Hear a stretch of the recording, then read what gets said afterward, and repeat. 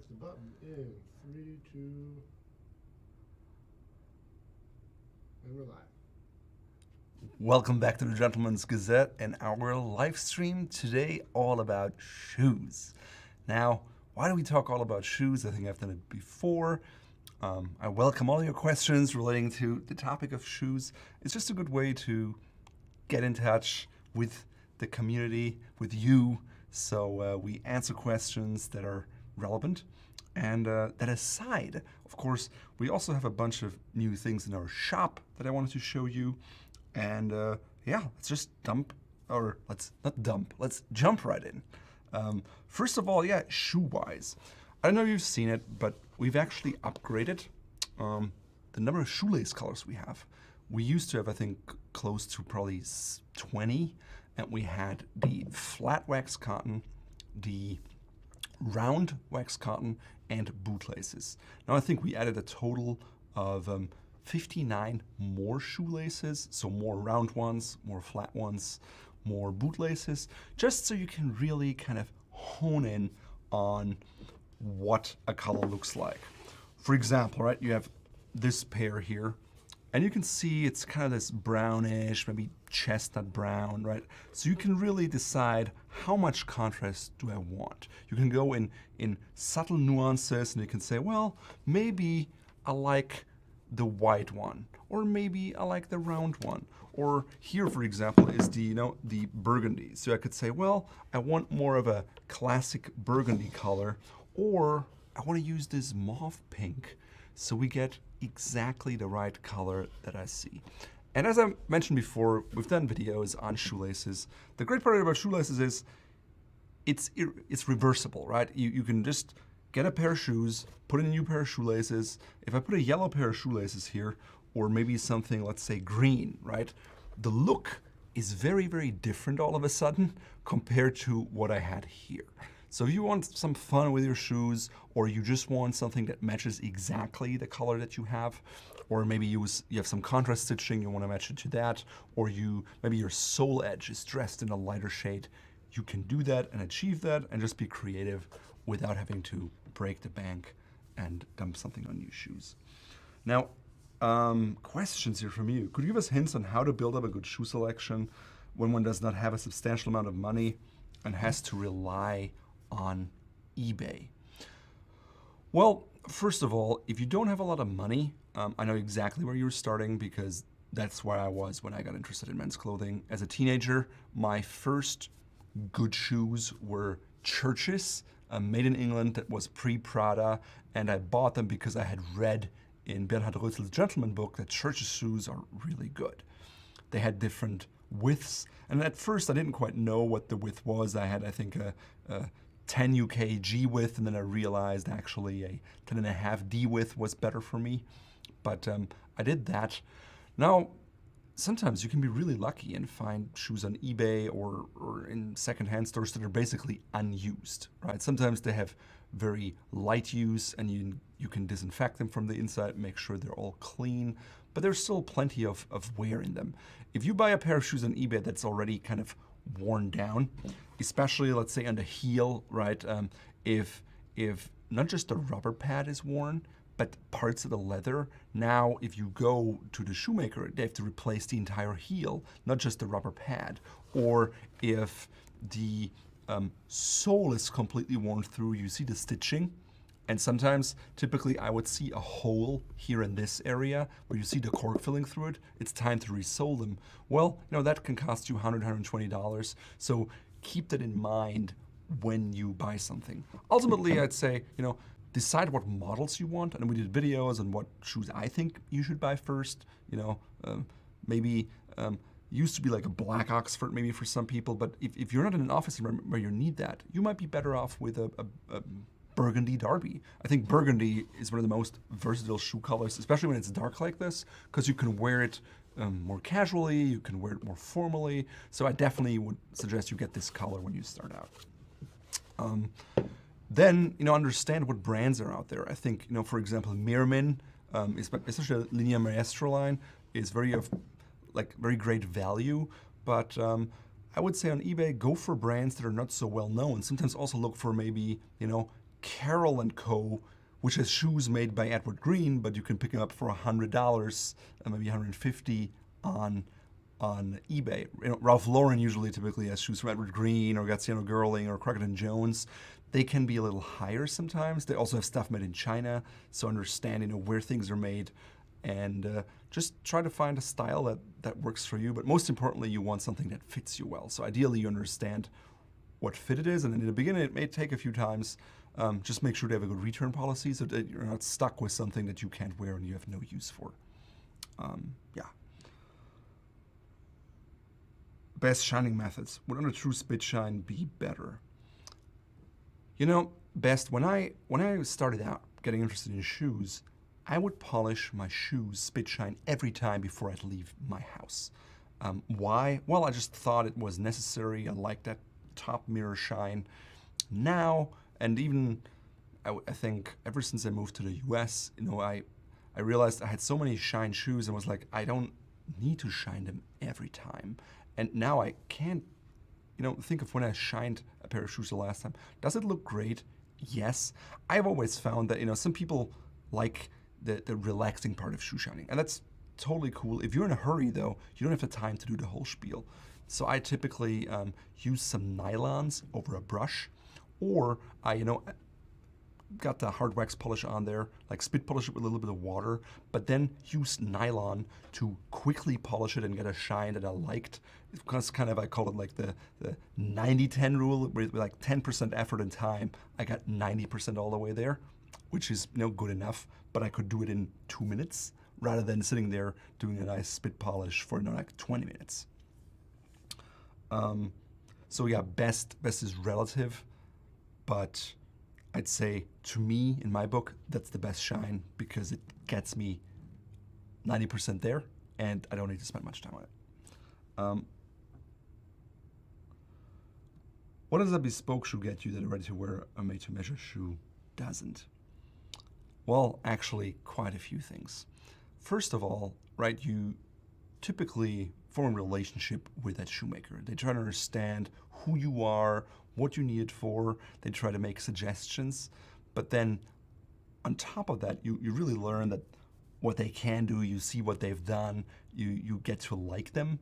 They understand you, and they're like, well, I saw this on Instagram. I thought of you. What do you think of this? And you're like, yes, that's exactly what I want. Or they research for you. You're like, hey, I like this, particular penny loafer, but I also like the twist and a Baron de Redé. And then they come up with ideas and say, well, maybe, you like initials here. I thought maybe you can do this. So, which brings to the next step, customization, right? You can truly do something unique. For example, most brogings on shoe are round. Well, now you can say, hey, I'd like a diamond broguing. Or, typically the cap, is either like a wingtip or like a flat cap over. Now you can say, well, actually, I want a cap that's diamond shaped with a tip. And typically an industrial shoe that's not made because it's very difficult on an industrial scale to get it to exactly line up in the middle, right? So now you can do these kind of things. Or let's say, your last name is Schneider like mine. You could say, well, I actually want, not this kind of flat strip, but I want an S strip here in the back, right? Or you can say, well, I like, a twisted penny loafer up here, so I put a twisted penny loafer back here. You can say, hey, the waist treatment, I want this to be a fiddleback waist or a beveled waist, or I want it to look this way, and I want the stitch density to be this way, and I want this to be that way. And hey, for the lining, I'd like to have something green or purple or turquoise or whatever it is, like a message, maybe your motto in there. Maybe, yeah, the sky is the limit with a bespoke shoe, unlike a made-to-order shoe where you can just, you can just pick these lining colors and that's what they do. A bespoke shoemaker should be able to be creative and do something new patterns that you don't see otherwise, which is something I really appreciate. And of course, last but not least, it's the fit, right? With a bespoke shoemaker, you sit down, they typically measure your feet, they maybe let you step into a foam, they want to see where you have pressure, they talk to you about foot sensitivities, they try to understand how tight you like a shoe, because every shoemaker by default has an understanding of how closely fitting they want a shoe, right? Which means there's not much air above here, so you don't get those creases. It's pretty tight here and here. You definitely have some space in the front, but some shoemakers like longer toes than others, right? And some wearers just like a really loose fitting shoe and others like a super tight fitting shoe. Like when I talked to my shoemaker, you know, she said I once had an ice skater and the ice skater wanted it super, super tight. And every time I did it tighter, he's like, nope, not tight enough. And then there was the violinist, right? And he wanted just something that felt like it was barefoot inside the shoe. And so it's really hard, but as a customer, you can exactly define what you want. For example, for me, I have a very narrow heel, so I can say, hey, give me a really narrow heel so my shoe fits on it. I don't even need to tie my laces and it stays on my foot, which is not something I'll ever get from any kind of off-the-rack shoe. So you get that comfort level. Now you can say, I have, you know, some arthritis in my toe. I want a certain foam layer in there. So you can build all of those things in right from the get-go, so you get exactly what you want. And to me, those are the big benefits of a bespoke shoe. Where to get white buckskin shoes? Mine are from shoepassion.com. Yeah, very soft, Goodyear construction, not too expensive. Check them out. How should I wear and combine black full brogues? Now, you know, as you know, in terms of formality, a fully brogued shoe is a little more informal than, let's say, a plain cap-toe Oxford. Black leather is more formal than a brown leather. So it's an office shoe that, you know, you can wear with pretty much all kinds of office shoes. It's not something you would wear with a tuxedo or any other kind of formal wear, but with a suit. I think you can wear with combinations, especially if colors of like navy or gray in the pants. I think that works. Personally, I'm not a huge fan of the black brogue, because I find that for my wardrobe and for my needs, I'd rather go with the burgundy color in most situations. And if I want a full brogue, I either go for, you know, something like a spectator or a brown boot that is maybe with a double sole to make it even more casual. But yeah, those are the areas where you have some sense of, it's still more of a formal shoe because it's black, but it's not super formal. So for those ensembles, I would take it. Do you know any shoe brands which make good quality shoes, but they're not so well known? Well, yes, there's, you know, we constantly get emails from certain brands that are like, hey, you know, do you want to feature us? And it's like, well, this is not at all our style. But there's always up and coming new brands that try to make their mark. I think there's blogs out there that focus, you know, entirely on shoes, shoegazing. You know, Justin Fitzpatrick, his blog, they always try to show you every new brand that pops up on the market. Now, you know, with a new brand, you don't know what their last is like, so you don't know what fit you kind of get. You can see maybe, hey, their workmanship is top notch, and I like the styling, I like the patina they put on it, but the fit, you know, sometimes I try to describe, hey, this is like this Crocodile Jones last, and this is like that Edward Green last, and so you get an idea of if that fits you, then this fits you. But yeah, that's just something to keep in mind. Otherwise, I'd suggest check out our, you know, best dress shoes under $300. We try to come up with cool brands. There's, yeah, sometimes Swedish brand, you know, they sent me some stuff. The shoes look great, but they send them to me as like they're all like my heel just flips out. They're totally unwearable. So it's like, well, it's a nicely made shoe, but for me, it doesn't work at all. For you, of course, it depends. If you have a wider heel, maybe that works for you. And we try to cover them regularly on the channel. Keep trying to wear navy shoes. They're hard to match. Any tips?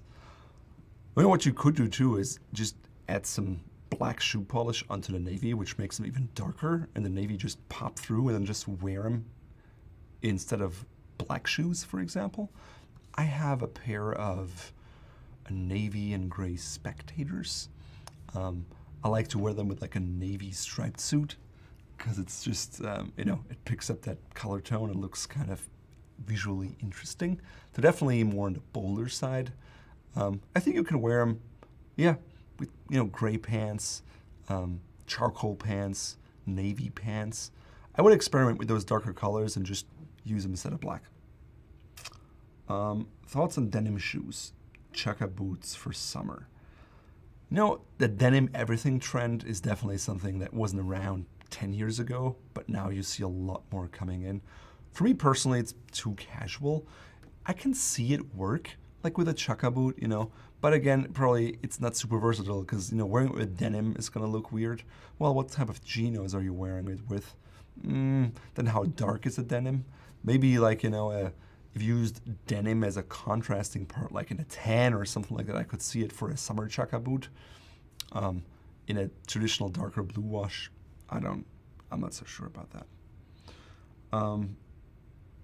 What is one type of shoe that everyone must have?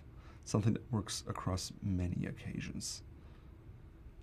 Well, one type of shoe is hard, right? I like, if you're like more casually inclined, I think a nice, you know, loafer is, you know, you can wear it in summer, you can wear it with a suit, especially these days. I mean, there were times when people, you know, said, well, you can't wear it at a penny loafer with a double-breasted jacket because it's a mismatch in formality. Well, these days, if you wear a suit or a jacket, you're better dressed than the majority of people. So if you wear a pair of loafers, it doesn't matter. If you're like an office guy, just wearing suits and white shirts and dark ties all day, every day, yes, a black Oxford is nice. Personally, for me, if you're kind of in between, right, where you don't need that utmost formality, again, kind of a nice Oxford, a dark burgundy would be my pick. Now, if you just joined, I just mentioned we added about 59 shoelaces to the mix here. You can see lots of different colors. So now you can pick from flat shoelaces. You have round shoelaces, and we feature them in a boot shoelace as well as a round shoelace. So boot laces are longer, they're a little thicker because typically there are more eyelets and has a more rugged look. Let's say you have a pair of chukka boots. You want to get the shoelaces because the boot laces are way too long because they just have 2 or 3 eyelets. So keep that in mind. We also have packages, so you buy more of them. I think right now the biggest package is 15 of them. I think after this live video, we're going to add maybe a bigger package. So if you want to buy 20 or 30 laces, you get a better discount because, you know, it's easier for us to ship just one thing, and we're happy to pass on those savings to you. But yeah, goal is that you can pretty much take any shoe and get it matched to what you want. Rubber versus leather soles. Personally, I like leather soles. I like the sound of it. They're not as grippy, obviously. I've seen sometimes people add, you know, something very thin, so you get still the same sound. It's like a Teflon sole. That could be something. Or very thin rubber that also gives you a grip, definitely a different sound. Preston, for example, I know he has CP. I think it's called cerebral palsy. It's a, yeah, you can read about it. I'm not a medical expert, but what it basically does, it has, you have issues with your movement and your sensoric, so he doesn't have a very firm stand, and so he needs something that is rubber that gives him that extra grip. So any type of shoe he has, he adds rubber. So what am I trying to say? Understand what your needs are and what your likes and dislikes are, right? So I always prefer the leather sole, and I've also found that I can just, you know, once it's roughed up, you have a somewhat decent grip, but yeah, that's just my 2 cents. Also, maybe if you live in an area where it rains a lot all the time, you know, with a leather sole, you're more likely to get wet feet. So if that's not something you enjoy, maybe the rubber is a better choice. I like having both in my shoe closet. So, you know, if it's raining outside, I can get with a nice rubber sole, and if it's not, I don't have to. Where can I get bespoke shoes in Germany? There's tons of shoemakers in Germany. Typically, they're not so well known. I would say the biggest one is Benjamin Kleemann in Hamburg, you know, very well known. I'm not sure if Ed Meyer offers shoes. There's Corbinia and Ludwig Hess. He has bespoke shoes. I think when I was in Hamburg, outside by Bremen, there's another guy. Yeah, I think Bernhard Rötzl recently made a book about bespoke shoemakers, and he knows a lot of German bespoke shoemakers. If you go to Vienna, there are tons of them. Small ones, bigger ones like Shea, Materna.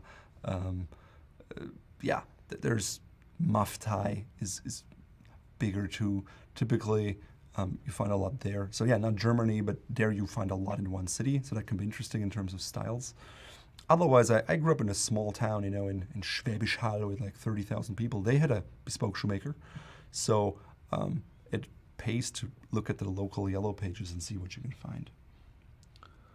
Where can I find good wooden shoe trees? Well, first of all, what makes a good wooden shoe tree?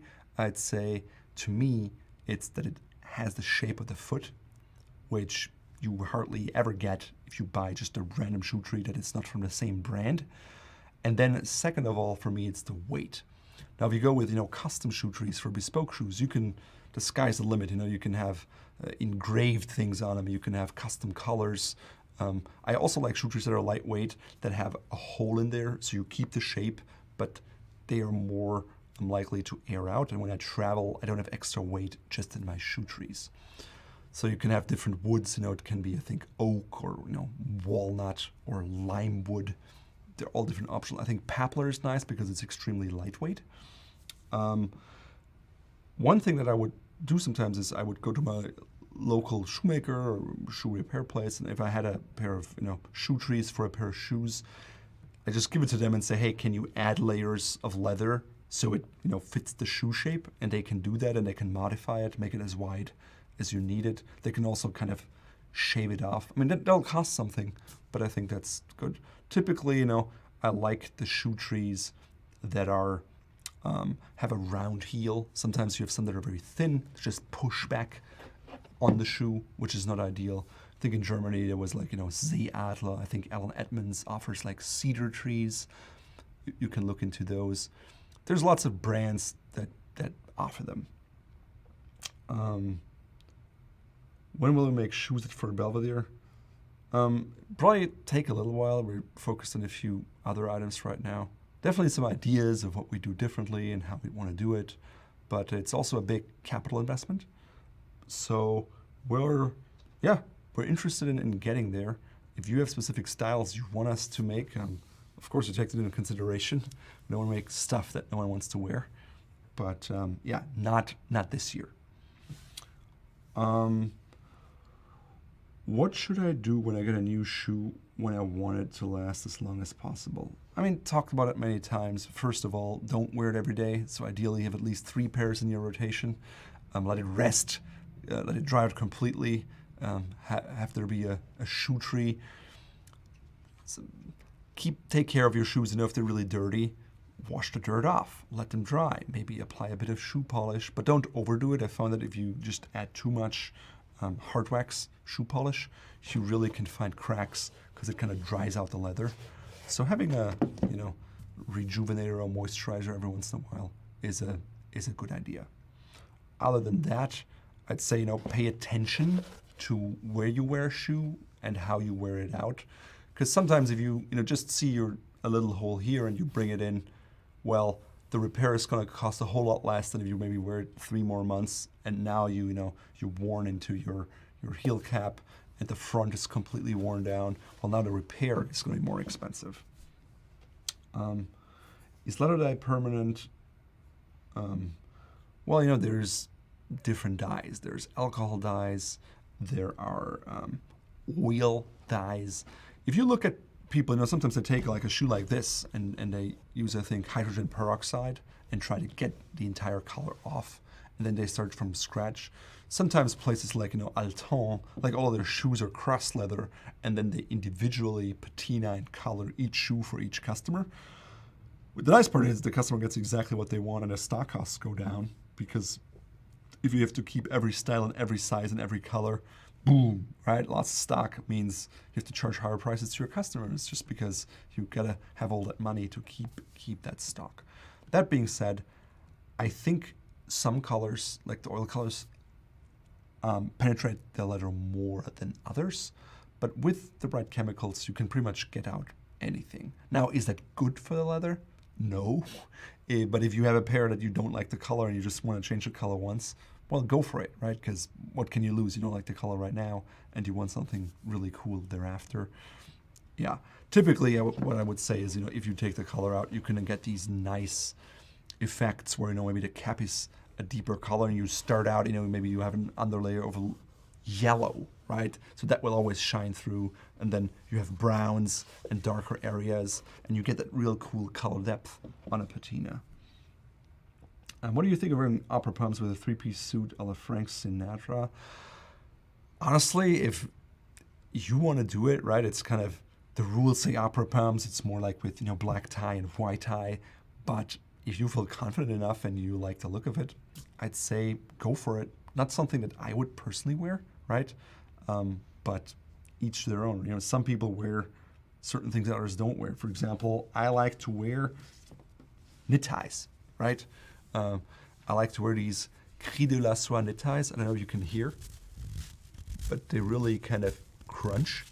And yeah, so we have a range of them in our shop. We just got those with the stripes. So there's kind of a darker one with lighter stripe, a brown one. And I really like them. I think they're casual. I think you can wear them with a more formal business suit. I like them to wear them with sports jackets, but other people don't. So yeah, it's a personal preference at the end of the day. So yeah. Also, like in terms of knit ties, it's like same with opera pumps. Is it a black opera pump, right? Or do you try to go with a suede opera pump or a velvet opera pump, right? Kind of understand where you're coming from with materials too. Most knit ties these days are kind of knit like a sock and round, and the silk is not as crunchy and doesn't stand up for itself. I like the original, like Cri de la Soie, old ones, flat knit, but that's just me. To me, they have more texture, and I like that more. I don't know if you can hear it, but helicopters flying over us here ever since we had the George Floyd incident in Minneapolis, where he was, murdered by police. We had lots of helicopters fly over here, so to prevent the riots and the fires that we've seen in the aftermath, which is necessary. But sometimes you'll hear that. Life's like this, so forgive us. We can't plan for that. It's a question of fit. How do you determine whether a dress shoe has good arch support? There are two schools. I mean, first of all, arch support, right? You can have two kinds of arch support. You can have arch support in the middle here, in this arch, right, where it pushes up, or you can have arch support on the side here, where it can go up and support you. Now, some people say, as soon as you support the foot, it gets, you kind of prevent your foot from building up the muscle it needs to walk painlessly. Other people are like, no, you want all that arch support that you can get. How do you determine if there's a lot of arch support? Well, you just look if the arch goes up. And you can typically feel it once you step inside, compared to a regular shoe where there's very little arch support, and you step in one, you can definitely feel it when you step in the first time. As you walk in it a few times, your foot kind of adapts to it. On a bespoke shoe, that's what a bespoke shoe will do. They will ask you, well, what do you like? What do you want? Shall we kind of get that arch support? What kind of feet do you have? Do you have rather flat feet? Like I've rather flat feet. My wife has a super high arch. So then you determine, well, I want more of an arch for her because that's already supported. For me, it doesn't have to be that big, really. But you just look into it, you feel with your hand and figure it out. If you could bring back one vintage style of shoes that you don't see any longer, what would it be? I think for me, it wouldn't be so much just a particular style, because I think I like the Oxfords and Darbys and the boots, the Laurel boots. I mean, button boots have been coming back. I'm fine with all of that. What I really liked about the old shoes that is not so much present anymore is the fineness, the elegance of the stitching. Like the upper stitching was very fine. Sometimes the broguing holes were smaller. The stitch density was finer, so I like that element. And I like the heel, typically. The heel was higher. And if you look at, this is like an Allen Edmonds heel, right? It's like, to me, it's like chunky. It's straight down here, straight down here, straight down here. Like old heels, you'd see that curve here. They were curved down a little bit and on the sides. And it's also what you get on a Bespoke heel, for example. These days, typically, they just buy the heel blocks, put them on, and kind of send them off. Back then, they would build up the heel, which takes a lot more time, which is something that your Bespoke shoemaker will do for you. So these are the things I would bring back if I could. Is there anything great about Florsheim shoes currently? I don't think so. Frankly, it's not a brand that I follow very closely because I once looked at their stuff and found that it's not up to my standards, so I'm not following it any longer. There are plenty of other good shoe brands. Why trying to look at Florsheim to see if they ever come around to produce something actually good? Now, vintage Florsheim, yes, they're good ones and could be interesting to see how they changed over time.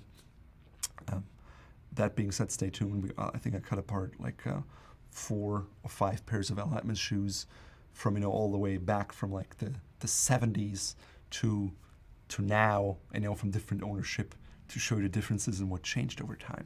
So stay tuned for that. What shoes pair well with fabric belts as opposed to leather belts? I think any shoes that have fabric in them, right? Being a spectator, they work well with fabric belts. I also like them for more casual shoes, like boat shoes, for example, or maybe you have some alpargatas or beach shoes or any kind of casual type shoe works well in that regard. Also, the rest of the outfit comes into play, right? Let's say, I have a very kind of nautical outfit on. Maybe I'll wear a fabric belt with some anchors on it, right? It fits the outfit and maybe contrasting to my shoes, but that's okay. Can you recommend a good source for classic style button boots? Yeah, I think Justin Fitzpatrick has some, and then there's this guy, Enzo Bonafe. They also do button boots. And I think a bunch more companies now do them. What is your opinion on horsebit loafers? I kind of like the look, but many people consider them to be too gaudy or flashy. Yes, horsebit loafers, the first association I have is like Gucci loafers, right? It's a classic, though. It's a classic preppy staple. I think Jay Butler Shoes has, the horsebit loafers.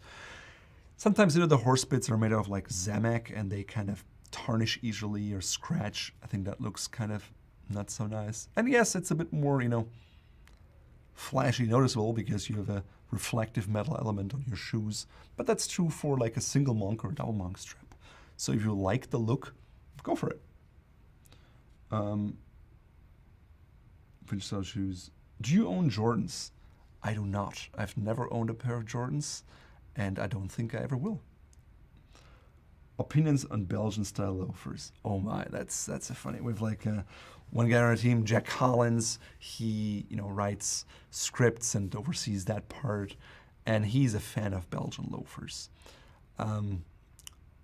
Personally, I hate them. I hate the look of them. I think that kind of oval shape in the front. No, it makes me cringe.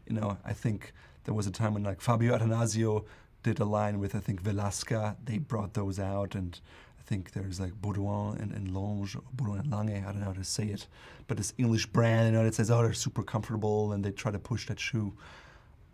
Horrible, just horrible. And, you can see sometimes if there's an item of clothing that makes you just cringe and almost like gag and want to go and puke, then don't wear it. You don't have to wear it just because other people wear it.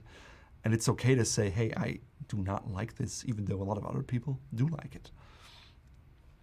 Can monk straps be worn with two-piece suits, or are they more fit for combinations? Again, you can wear anything at any point in time. Monk straps, have been around for a long time. Even the double monk strap now has, is firmly established in the classic menswear realm. It also depends on how you wear it, right? Do you wear your monk straps completely unbuckled? Then it's more of a casual shoe. If you wear them buckled, yes, you can totally wear them with suits. No need to just wear them with a combination or when you don't wear a jacket. Lots of men wear mineral white sneakers with casual outfits. They can look quite nice. What do you think about them? Anyone in your office wear them? Yes, I think probably Nathan in our office, operations manager, will wear him. He loves clothing. You know, he used to work for, I think, Ellen Edmonds and Beckett and Robb. He likes clothing. You know, he buys different stuff, and so he's into clothes. But he also wears sneakers. I personally don't wear sneakers. I wear a lot of boat shoes. I think I got a pair of, I think, when we did the $300 shoe video, I think one Italian brand sent us navy sneakers, so to speak. I just don't need them in my wardrobe for my style. I just have no use for them, so I don't add them to my team. But we don't have a dress code in the office, so our videographer can wear what he wants, and he wears Air Jordan sometimes. I don't. But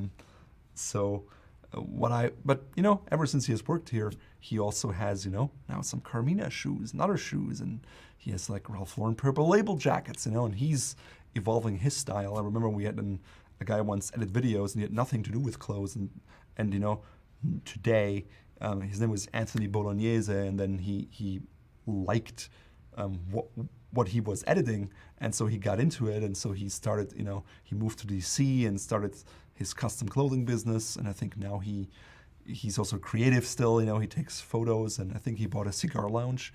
And when I look at him, he now always has a dress shirt on, at least. Wears jackets and nice shoes. So it's great for me to see that. We don't make anyone wear anything here, but it's cool to see their style evolution. And will they wear the stuff that I wear? Necessarily, no. They'll have their own take on it, and that's the beauty of it. Style is so manifold, and there's not just one right way and one wrong way. There's many right ways. You just have to figure out what works for you. I have a pair of vintage Florsheim with V-cleat heels. What was the purpose of that heel? Was it functional or decorative? Honestly, I'm not familiar exactly what that looks like. I'd have to see a picture. I could, just like pull up Google here and say Florsheim V-cleat and see if I find anything.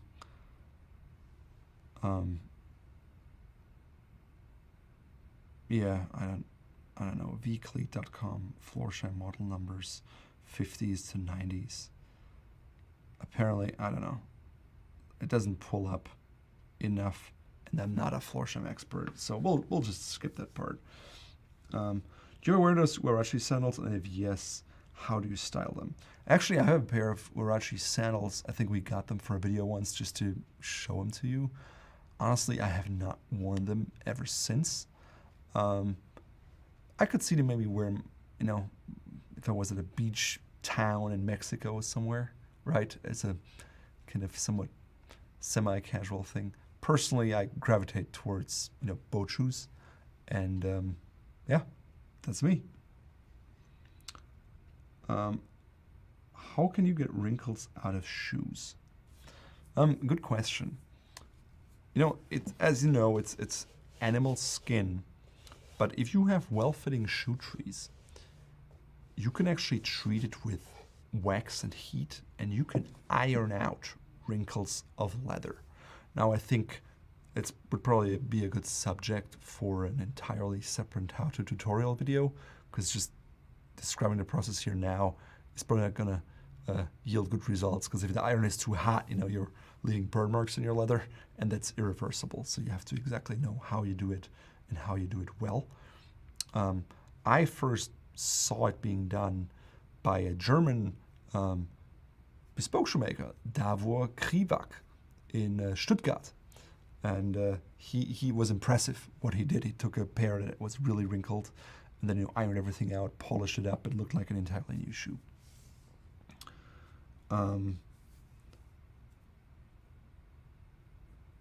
What are your opinions on cowboy boots? Well, I'm originally from Germany, where people don't wear cowboy boots. I live in Minneapolis, in the Midwest, where people don't wear cowboy boots. If you live in Texas, I can see, people wear them. I think from a technical aspect, they're very interesting, you know, because they have that really strong curved heel. The workmanship is really nice. Sometimes you have these kind of exotic leathers.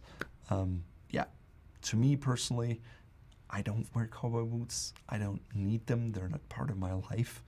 But if you live in Texas and it works for you, hey, go for it. I remember once I was sitting on an airplane and next to me was a guy from Italy.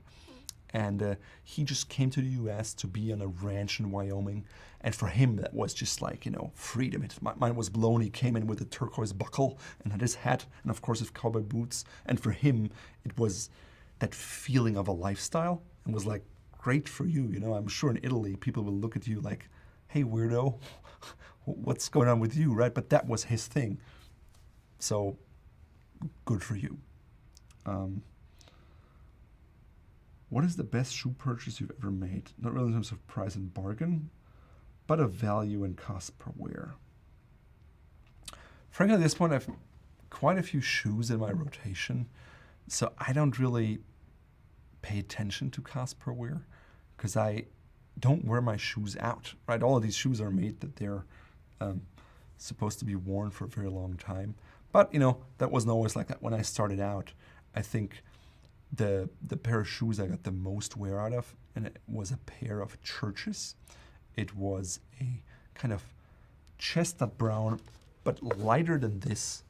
I would say more like medium brown. And it was Oxford, half brogue, right? So it wasn't a full brogue wingtip, but was like half brogue, had some broguing on it. And that was a shoe I really wore the most. I mean, I only had, you know, 4 or 5 pairs, and that just went with everything. I could wear it going to law school. I could wear it traveling. I even wore it with shorts, right? So that was my go-to shoe. How can I prevent the little cracks on the top of the leather shoes? I assume you mean like cracks in here. Well, first of all, if you add a lot of wax polish, hard wax polish, and you kind of crease it, you see a lot more crackling. And sometimes if you use a lighter wax in a darker shoe, it crackles lighter, so that can be desirable or not, depending on what you want. You get more creases here if that leather part here, if there's a gap between your foot and the leather uppers. If the fit here is neat and your shoe has a bit of toe spring, meaning, you know, as you roll, you roll a bit like this, right? Then you typically also get fewer wrinkles. If you have a shoe, I think like, for example, Dimitri Gomez, who is at the Crockett & Jones Paris store, makes shoes. All of his shoes, they never have any toe spring, meaning this part always is flat when the heel stands down. Most, you know, factory shoes, there's always a certain amount of toe spring. And I like, if you actually want to wear shoes comfortably and minimize the wrinkles, I would say have some toe spring and have this sit very flat without much air. You can see on this shoe, I have more wrinkles because it doesn't fit me super well. You know, it's slightly large. So I'd actually be better off taking this shoe to a shoemaker and say, put in an insole, so build it up from the inside so I achieve a better fit. What shoes, including color, would you recommend to pair all your belts offered on Bvlgari? I think we did an entire video on how to pair belt colors to shoes. So I refer you to that. You know, golden rule is try to be close, right? Today, for example, I'm wearing a, I don't know if you can see it, it's a Fort Belvedere belt, right? So it's a cognac color, but my shoe, you can see here, it's a pair, you know, it's a pair of like golf shorts, kind of tartan with pleats. So, you know, more like, that's like a casual outfit for me. That's what I wear, you know, when it's really hot outside or when I'm in the office, maybe sometimes, and I'm like, hey, today it's my casual day. That's what I wear. And I have these, you know, boat shoes here. They're two-tone, right? They pick up the blue. They're kind of fun. Now, the cognac doesn't match exactly, but, you know, when they're right next to each other, you'd see that. If you're actually standing, if you're, you know, if there's more distance between your belt and your shoes, it's hard to tell whether it matches exactly, and from afar it looks like it matches. So that's more that matters really, and that's what I would suggest. You know, if you have like a burgundy belt, doesn't matter if it's this burgundy or slightly darker or slightly lighter, it'll work. With black, yeah, black. That makes sense. But again, you can also play with your shoelaces, right? For example, if I had this belt, you know, and then let's say I just have this belt and this shoe color, well, and it doesn't match quite well. Well, you could take the shoelace, put them in the shoe to get that, you know, familiarity that ties everything together. So you could match your belt color to your shoelaces, for example. Someone earlier mentioned, you know, I have a navy shoe. Maybe that could be something that works. Works particularly if you have, you know, if you pick up a color that's in your outfit otherwise.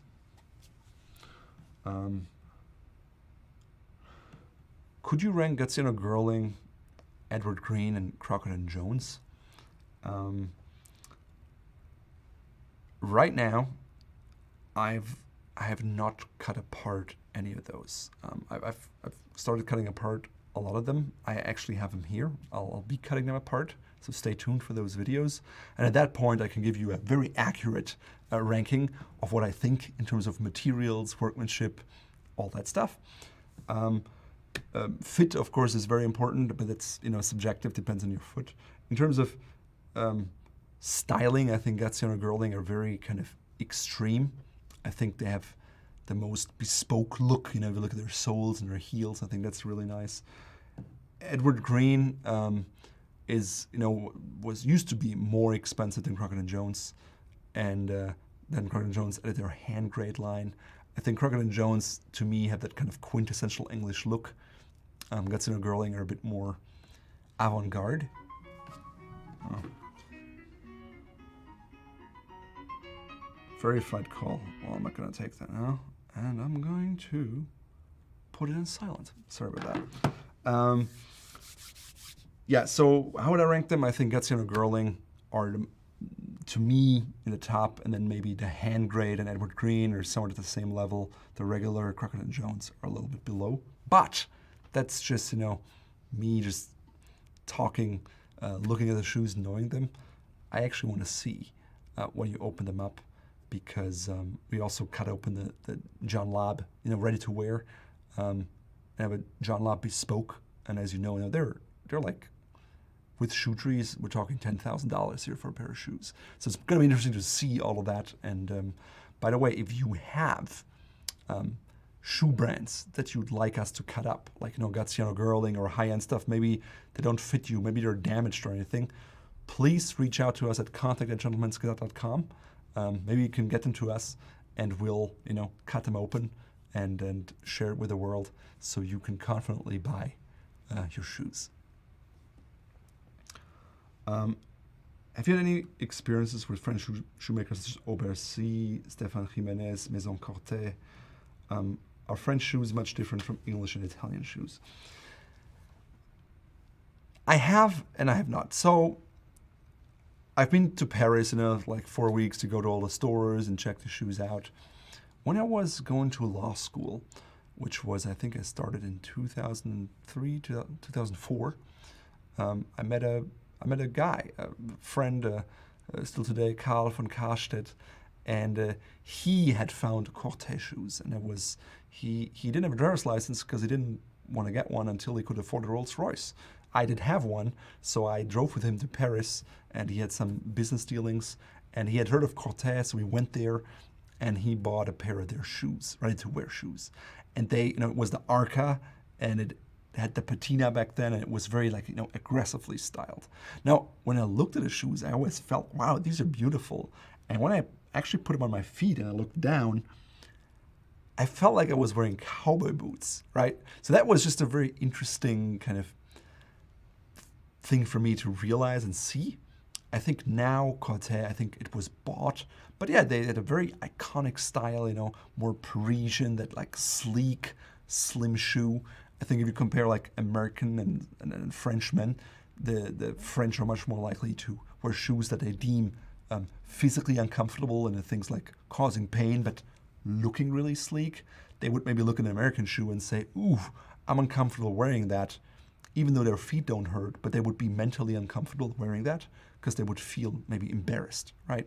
So it's when people say, oh, that's uncomfortable in the US, typically it means it's physically uncomfortable, that they don't like it. It's not soft enough. And I noticed that too when I came to the US. I sat on a couch, for example. To me, when it's too soft, it's uncomfortable.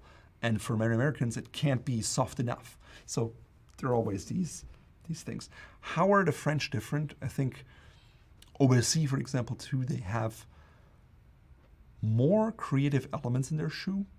Côté, there's like bold piping, or sometimes they have a broguing or a cut that is not strictly like, or English, like Oxford Derby. They think a little more outside of the box. I think they do a very good job, like Alton with patina and coming up with a different look there. It's a very sleek style. So maybe if you're a guy, it's a little heavier, and then you wear these very kind of sleek shoes, maybe a pair of more like Viennese shoes, they're a little more, or Hungarian style shoes with thicker soles would suit you better, personality-wise. And that's, I think, something that we sometimes forget, right? We look at these shoes, these beautiful shoes, in an abstract and like, wow, this is really beautiful. But if they're on my feet, does it work with the rest of my wardrobe and my person? That's something that I think sometimes men don't consider, but should consider. Opinions on exotic skins, alligators for shoes or otherwise. I think they can be really cool. You can really get a super nice look. Alligator, for example, is a very sturdy leather, even though it doesn't necessarily look like it. You can get it like suede or matte. I like matte alligator. I don't like the shiny glazed one. But yeah, extremely durable, beautiful leather. But it's, you need the CETA certificate. So just, if I try to send a pair of alligator skins from the US to Germany, it's a whole process, and doing it is very expensive. And you could say, well, why can't you just, ship it by mail? Well, you do this. This is actually a felony, right? So, yeah. So alligator stuff, I bought some alligator skins here that I think they're here. 1 second.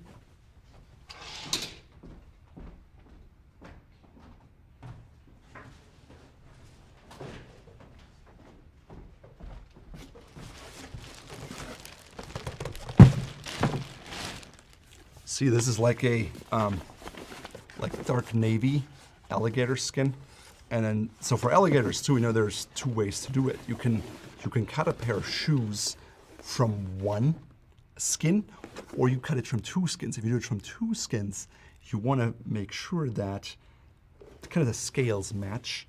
And also, typically when you buy a skin of alligator skin, it's divided in like a quadrant. And so they say, are there any blemishes? And it could be a hole, or it could be something minor like this. So it makes a huge difference. So you want to look at the skin, right, when you want to make the shoe, which is much harder on a kind of industrial scale. Also then like shipping, shipping alligator shoes to customer is difficult, because you need these kind of, tags that show exactly where this was harvested, where is it from, because it's illegal to trade otherwise. Although I think other colors I got, because I want to have them made, is like burgundy, right? Really nice burgundy color. And then this tan here, which I think is going to be really turn out beautifully when it's polished. So yeah, that's it for alligator.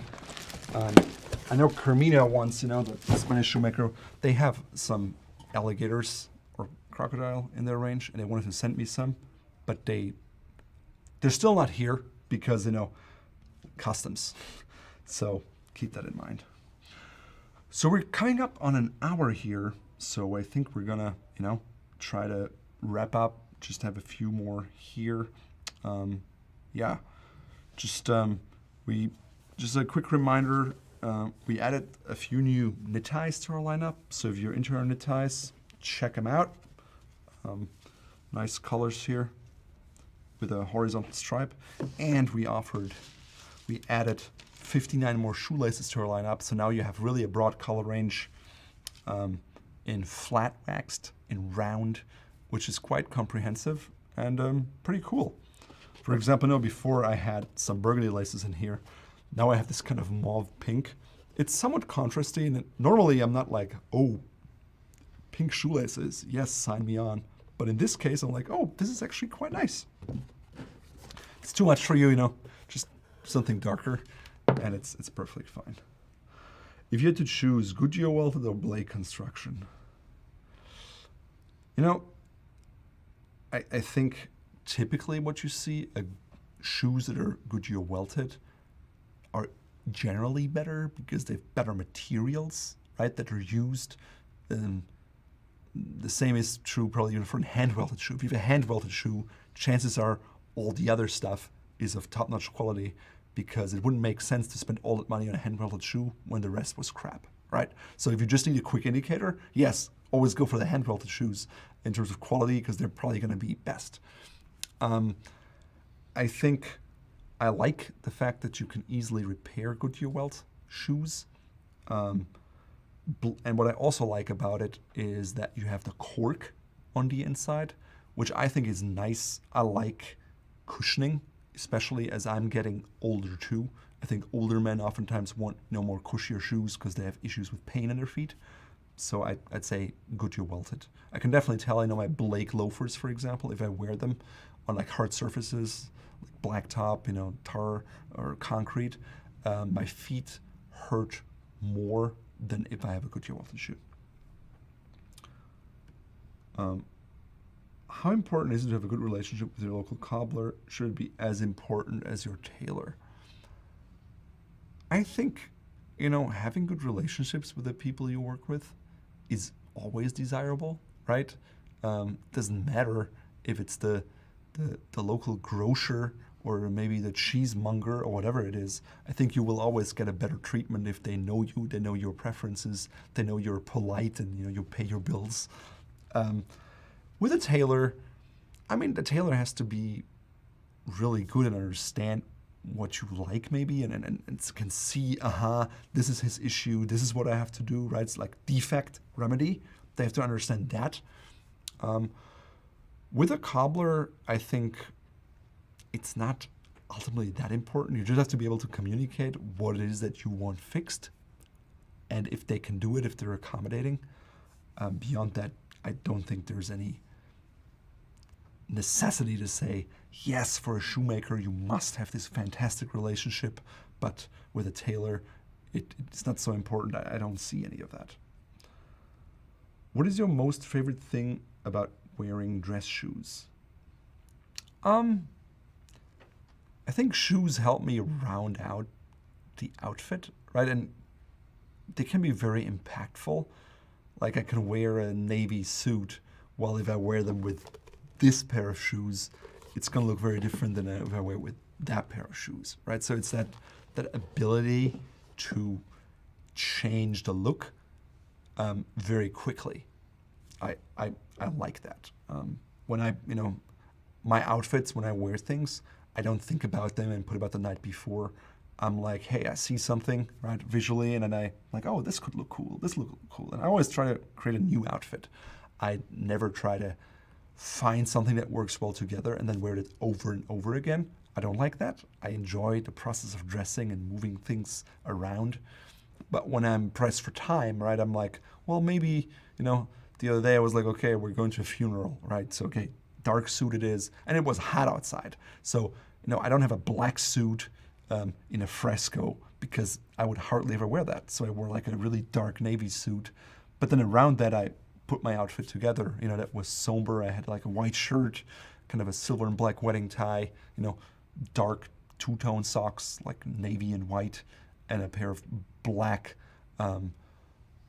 Capto. No, they weren't Capto. They were like half-broke Oxfords, right? So with some suspenders and looked overall very kind of neat and polished, white pocket square, no boutonniere or anything, just like that. And with a dress shoe, I can just say, hey, if I could take that same outfit, and change it for like a knit tie and a spectator shoe, wow, the feel is entirely different. All right. It's like 1 p.m. on a dot, so we've been here for an hour. Thanks very much for tuning in and asking questions. if you have other questions, stay tuned. We'll try to do more of those. And yeah, if you need some color on your shoes, check out our shoelaces. And for knit ties, we have that. And we appreciate your support, whether it's on Patreon or through the shop. You make all that stuff possible. And if you have shoes of interesting brands that you'd like to see what they look like from the inside, and you don't need them anymore, or you're willing to donate them to us, please send them our way.